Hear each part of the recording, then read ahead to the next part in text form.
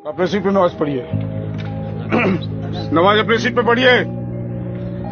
नमाज अंदर करके सीट पे पढ़िए। आप मजाक मत बनाइए गाड़ी को। ये क्या तरीका, किसी को भी परेशान कर दीजिए, रोड जाम कर दीजिए, रोड पर नमाज पढ़ने। आप लोग की मानसिकता क्या हो गया है? नमाज पढ़ने का, आप नमाज पढ़ रहे हैं तो आप ऐसा कीजिए कि किसी को परेशानी नहीं हो। आप नमाज पढ़िएगा, 1000 आदमी को परेशान कीजिएगा, पूरा 72 आदमी डिस्टर्ब हो रहा है यहाँ गाड़ी में। सोच को बदलिए। नमाज पढ़ते हैं तो सोच को बदलिए। नमाज पढ़ने का आप इधर पढ़िए ना जब नमाज। ये यहाँ पढ़ने में क्या हो रहा है आप लोग को? ये हम अपने गाड़ी में ऐसे नहीं होने देते हैं। आप इसके लिए जो करना है, आपको जो करना है कीजिए, और नहीं मानिएगा तभी कंट्रोल मैसेज करके हम आरटीओ बुलाएंगे अभी। మూవింగ్ ట్రైన్ కదులుతున్న ట్రైన్లో ముస్లింల బృందం నమాజ్ చేస్తున్న వీడియో వైరల్ అయింది. ఈ సంఘటన సోషల్ మీడియాలో విస్తృత చర్చకు దారితీసింది. ఇది ఒక సుదూర ప్రయాణంలో జరిగినటువంటి సంఘటన. దాదాపుగా 8 మంది ముస్లింలు ఇతర ప్రయాణికుల రాకపోకలకు అంతరాయం కలిగిస్తూ భోగి మధ్యలో ఉన్న స్థలంలో నిలబడి నమాజ్ చేయడం ఈ వీడియోలో మనకు కనిపిస్తుంది. టికెట్ ఇన్స్పెక్టర్ వారు నమాజ్ చేస్తున్న భోగిలోకి వచ్చి వారితో మాట్లాడుతూ, ఇది ట్రైన్, మసీదు కాదు, మీకు సిగ్గుగా అనిపించడం లేదా? మీ వల్ల ఎంతమంది ఇబ్బంది పడుతున్నారు చూడండి, వెంటనే మీ నమాజ్ని ఆపండి. ఇది రైల్, నమాజ్ చేసే క్యారేజ్ కాదు. ఇక్కడ అన్ని వర్గాల వారు ప్రయాణిస్తారనే సాధారణ అవగాహన మీకు లేదా? ప్రయాణికులు నడిచేటటువంటి దారి మధ్యలో వారికి ఇబ్బంది కలిగే విధంగా చేయకండి. మీ సీట్లో కూర్చొని నమాజ్ చేయండి. ఈ విధంగా దారి మధ్యలో నిలబడి నమాజ్ చేయకండి. ఇది సరైనది కాదు. మీ ప్రార్థన ఇతరులకు ఇబ్బంది కలిగించకూడదు. ఈ విధంగా టికెట్ ఇన్స్పెక్టర్ వారికి కేటాయించిన సీట్లోనే నమాజ్ చేయమని కోరారు. ఒకవేళ మీరు దారిలో నమాజ్ ఆపనట్లయితే నేను ఆర్పీఎఫ్ రైల్వే ప్రొటెక్షన్ ఫోర్స్ ని పిలుస్తానని వారిని హెచ్చరించడం కూడా జరిగింది. టికెట్ ఇన్స్పెక్టర్ ఈ వ్యాఖ్యలు చేస్తున్న సమయంలో ఇతర ప్రయాణికులు వీడియో తీసి సోషల్ మీడియాలో షేర్ చేశారు. దాంతో ప్రజలు దానిని చూసి రకరకాల కామెంట్లు చేయడంతో ఇది చర్చకు దారితీసింది. కొంతమంది నెటిజన్స్ టికెట్ ఇన్స్పెక్టర్ వ్యాఖ్యలు అనుచితమైనవిగా ఉన్నాయి, మత వివక్షతో అలా మాట్లాడుతున్నారని విమర్శిస్తున్నారు కూడా. మరికొంతమంది టికెట్ ఇన్స్పెక్టర్ కి అనుకూలంగా మాట్లాడుతూ ఇతర ప్రయాణికులకు ఇబ్బంది కలగకూడదు అని అలా మాట్లాడారని అంటూ ఆయన్ని సమర్థిస్తున్నారు కూడా. సరిగా ఇటువంటి సంఘటనే గతంలో 2022లో కూడా యూపీలో సత్యాగ్రహ ఎక్స్ప్రెస్ స్లీపర్ కోచ్ లో జరిగింది. ఆ వీడియోని మాజీ బీజేపీ ఎమ్మెల్యే దీప్ లాల్ భర్తీ రికార్డ్ చేసి సోషల్ మీడియాలో షేర్ చేశారు.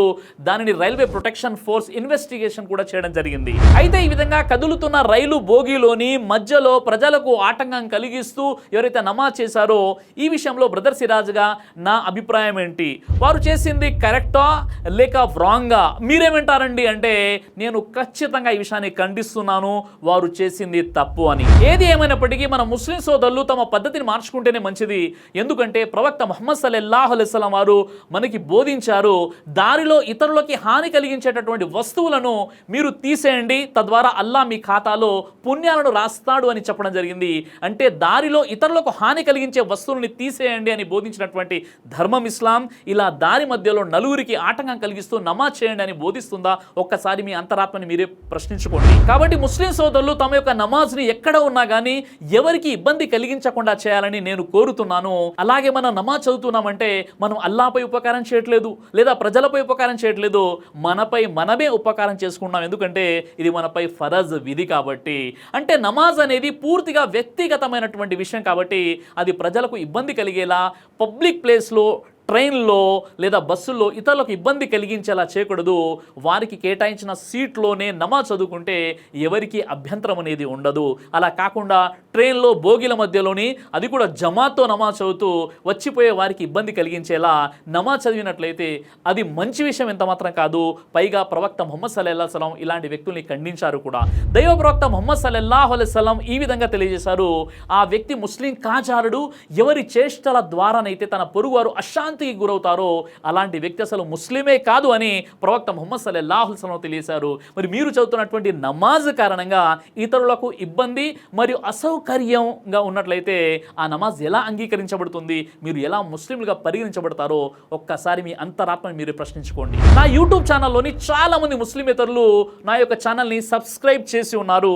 అయితే చాలా మంది కొన్ని వీడియోలు పెట్టగానే ఏమనుకుంటారంటే సిరాజ్ ముస్లింల పక్షపాతి, ముస్లింలు ఏం చేసినా దాన్ని సమర్థిస్తూ ఉంటాడని కొంతమంది అనామకులు తమ యొక్క అజ్ఞాన కారణంగా అంటుంటారు. వాస్తవంగా ముస్లింలుగా ఉండి ఏది చేసినా అది కరెక్టే అని నేను సమర్థించను, ఎందుకంటే దానికి ఇస్లాం నాకు అనుమతించదు. నేను చాలా సందర్భాల్లో ఇస్లాంకి వ్యతిరేకంగా ఎవరైతే ముస్లింలు నడుచుకుంటున్నారో, హిందువులకు ముస్లిమేతలకు ఇబ్బంది పెట్టేటువంటి పనులు చేస్తున్నారో వాటిని గతంలో కూడా ఖండించాను, ఇప్పుడు కూడా నేను ఖండిస్తున్నాను. ఈ మధ్య కాలంలో చాలా మంది ఒక పార్క్ వెళ్ళిపోయి ఆ పార్కులో జమాతో పాటు నమాజ్ చదువుతున్నారు. అక్కడ కొంతమంది వాకింగ్ చేసుకుంటుంటే వారికి అసౌకర్యంగా ఉంటుంది. మరి కొంతమంది రైల్వే స్టేషన్లో నమాజ్ చదువుకున్నారు, ఇంకొంతమంది రైల్వే బోగీల మధ్యలోని ప్రజల యొక్క రాకపోకలకు ఇబ్బంది కలిగేలా నమాజ్ చదువుకున్నారు. ఇంకొంతమంది బీచ్కి వెళ్ళిపోయి అక్కడ ప్రదర్శన బుద్ధితో అయితే కొంతమంది జమాత్గా అక్కడ ఎవరో ఎంజాయ్ చేయడానికి వస్తుంటారో అక్కడ కూడా వారు జమాత్తో నమాజ్ చదువుతున్నారు. ఇలా కాకుండా ఎవరికి ఎలాంటి ఇబ్బంది లేకుండా ఉన్నటువంటి ప్రదేశంలో నమాజ్ చదువుకోవాలి. మరో విషయం ఏంటంటే, ఎక్కడైతే మీరు నమాజ్ చదువుతున్నారో ఆ ల్యాండ్ ఓనర్ యొక్క పర్మిషన్ కూడా మీకు ఉండాలి. అంటే ఎక్కడైతే ఒక పార్క్లో మీరు నమాజ్ చదువుతున్నట్లయితే ఆ పార్క్ సంబంధించినటువంటి ఎవరైతే యజమాని ఉంటాడో, ఎవరి వద్దనైతే దాని యొక్క బాధ్యతలు ఉంటాయో ఆ వ్యక్తి యొక్క పర్మిషన్ తీసుకోవాలి.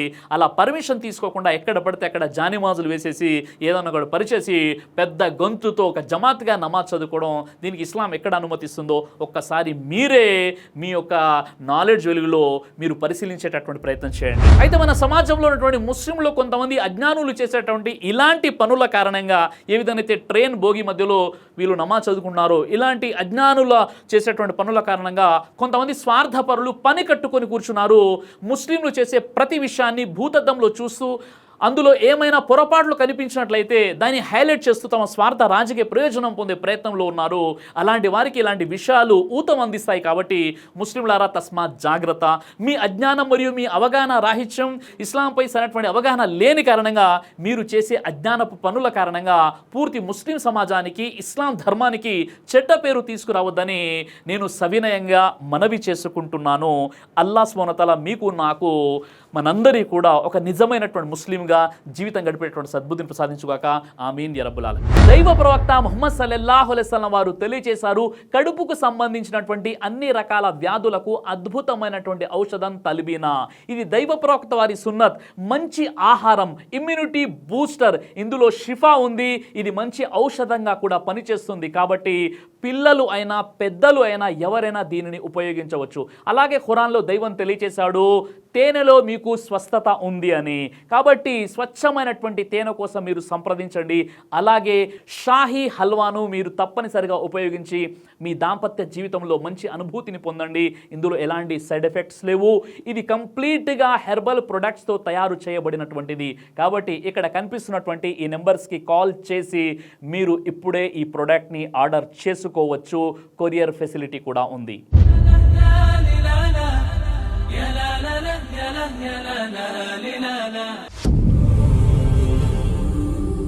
బ్రదర్ సిరాజ్ అని యూట్యూబ్ ఛానల్ని మీరు సబ్స్క్రైబ్ చేసినట్లయితే ఇన్షాల్లా దైవచిత్తం అయితే మీకు వీడియోస్ వస్తుంటాయి. అదేవిధంగా బ్రదర్ సిరాజ్ అనేటటువంటి ఫేస్బుక్ని కూడా లైక్ చేయడం వల్ల మీకు వీడియోస్ వస్తుంటాయి.